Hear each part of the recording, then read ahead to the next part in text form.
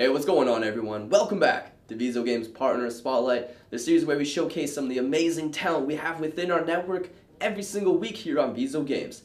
Now, in today's episode, we're going to be jumping into some Call of Duty mixed in with some real-life lessons. Who are we talking about? Drift0r. Now, this guy is like super smart, so if you're looking for like crazy in-depth analysis for Call of Duty or looking for those amazing tips and tricks videos, this guy is your guy.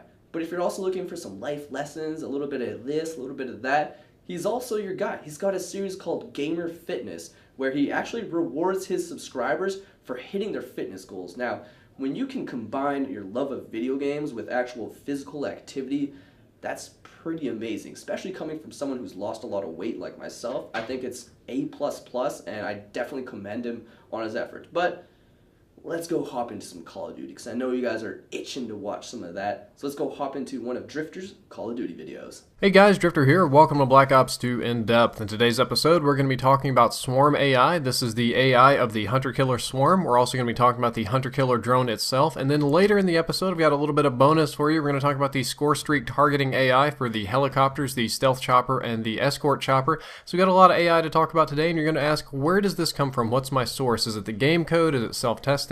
This is coming directly from the Treyarch score streak designer Mark Yetter. His name is @MarkYetter. You can send all of your questions and concerns about the score streaks to him. He was one of the people I met at the Call of Duty Championships, and we talked for quite a long time about the AI on the score streaks. And what he says about it matches up with what I see in game, what I see in the theater mode, and the AI from the previous Call of Duty game, so I see no reason to doubt this information. The gameplay that you're seeing right now is me going for swarms. I put on my try-hard panties, busted out the hard line, and started going for swarms and helicopters, which we'll be talking about later. Had some subscribers to help me with call-outs and support streaks.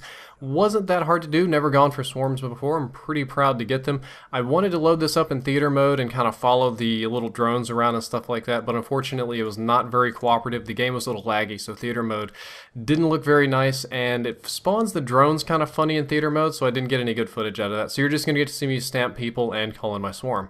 The first distinction that I want to make clear is that the Hunter-Killer drones and the Swarm use the exact same AI to determine targets. There is no difference between the two, so I'm going to talk about them in general. I'll probably talk about more the drones than the Swarm, because the Swarm just spawns drones.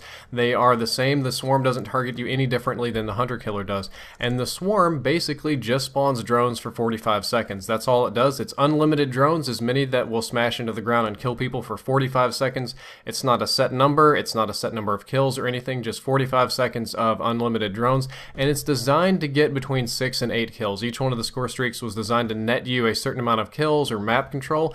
The Swarm was originally designed to get you unlimited map control and somewhere between 6 to 8 kills. On the subject of targeting, drones do not target you based on score. In previous Call of Duty games, most notably Call of Duty 4 and occasionally in Modern Warfare 2, the AI would actually target you if you had a higher score above other players. This is simply not true in Black Ops 2. The drones do not target you based on your score. There's no blue turtle shells in this game like Mario Kart. It's not designed to knock down the top people on the leaderboard. So if you're the first on the leaderboard, you don't have to worry about that. Also, you don't have to worry about it if you're close to an objective. It doesn't target you any extra if you're dealing with an objective, if you're dealing with a flag or a bomb or anything like that, or if you're leading the team in team deathmatch, or if you're a demolition guy and you're defusing. You don't have to worry about any of that. It's not going to cause the AI to target you any more or less than the other people. And lastly, they don't target groups more than individuals. This is another common myth that's been programmed into the AI, that if 3 or 4 people are standing together, that it will target the group of people instead of the individual. Again, this is not true. It targets one person in that group, and the others just happen to be there, because what it does is very simple. It's just based on lines of sight. If the drone can see you and it's within your flight path, then you are dead. It's very straightforward, like proximity. The closer you are to the drone, now the drones fly in these big arcs and they curve around, and sometimes you're behind a tree or a bush or a building. It's got a basic AI line of sight. If it can see you and you're on that arc, if you're on the flight path, if it doesn't have to do a loop-de-loop or a 180 to get you, you're going to die. Sometimes maybe it can see 2 people and the second person is on a better arc, a better, more reasonable flight path that it can make, because it can only turn so fast. It's going to target that person instead, but it's just 2 characteristics: if you're seen and if it can turn to hit you. Very simple. So the easiest way to avoid drones and swarms is to just stay indoors. And the downside to this is you have very little time to react with these kill streaks. I personally do not like them.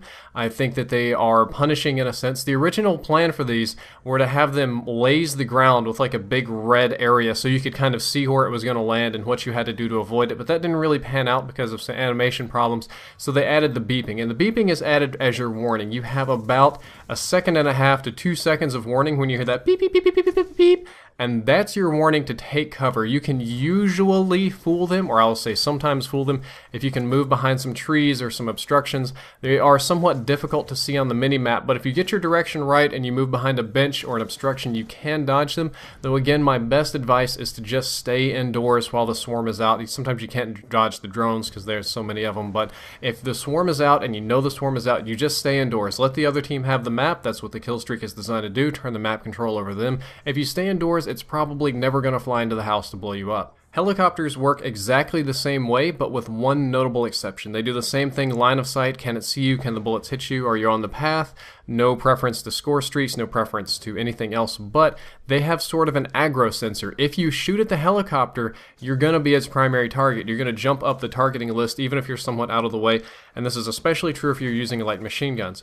If you're shooting at it with a light machine gun or an assault rifle, it prioritizes you over everything else.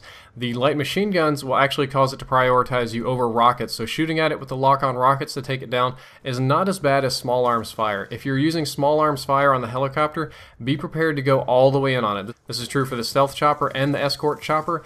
Do not take them lightly with small arms fire because you're just going to be the #1 target and they're going to punish you. Go with rockets, do FMJ, do multiple team targeting, go behind cover, because as soon as you shoot it, it's going to target you and you're going to get trashed. Now, Call of Duty Ghosts is just around the corner, so if you're looking to pick up this game and you're wanting to be the best, or you're at least wanting to be better than your friends, that you can be like, ha, oh, you suck, what's your KD? Then you're probably going to want to go head on over to Drift0r's channel and hit that subscribe button and just thank us later. So without further ado, I'm David, VISO Games, and I'll see you guys next week. Peace.